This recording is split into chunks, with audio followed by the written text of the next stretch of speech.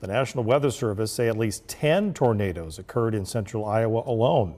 Now here to break down the data for us, KCCI meteorologist Zane Saptry. Zane? Yeah, Todd, like you said, numerous tornadoes, and we're starting to get data from some of those. The Weather Service, after tornado outbreaks like yesterday's, they send teams out to go survey affected areas, and then they estimate the wind speeds. They rate each tornado using the damage they find and the damage that people like you report. So the first tornado to touch down from Friday's storms was actually an EF2 that hit the northwest side of Creston. Estimated wind speeds with that tornado about 125 miles per hour, traveled nearly 7 miles on the ground. Now that tornado was actually followed by 2 more, also in Union County, that touched down both just west of Afton, about a half hour apart.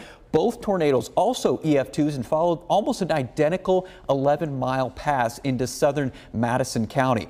We actually saw the beginning of that first Afton tornado live in the KCCI Storm Chaser. It's right in the middle of your screen. That was our vantage point. Photojournalist Dylan Kuhn and I were watching that from several miles southwest of it, or near the town of Kent in southwestern Union County. Now that same storm later produced a brief EF0 tornado that crossed the Madison-Dallas County line right near Moffett Reservoir. It's right close to the very southwest side of West Des Moines, kind of right where the Raccoon River comes into the metro. That tornado only on the ground for 3 minutes, traveled under 2 miles. Now farther south, down into southern Iowa, 2 tornadoes also struck Ringgold County.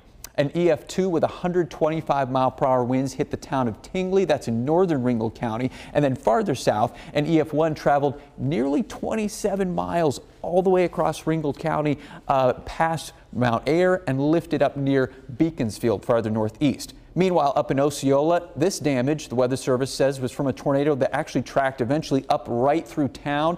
They determined peak winds from that tornado reached 135 miles per hour during the 12 minutes on the ground. It was on the ground, and look at the damage it caused. Now, while Osceola took a direct hit, up in Monroe, up in Jasper County, that town just missed an EF1 tornado that touched and lifted both just east of town there. And finally, 1 tornado reported so far in Polk County. Of course, that was the tornado that tore through Pleasant Hill on the east side of the metro and caused all of this damage that we got video of this morning. Weather Service says 125-mile-per-hour winds caused all of this destruction on the east side of the Des Moines area after dark last night. Really scary stuff. Teams will be evaluating more damage in the coming days. More tornadoes still could be surveyed. We're also going to get information about those tornadoes out in western Iowa that Todd just mentioned that caused so much destruction as well. So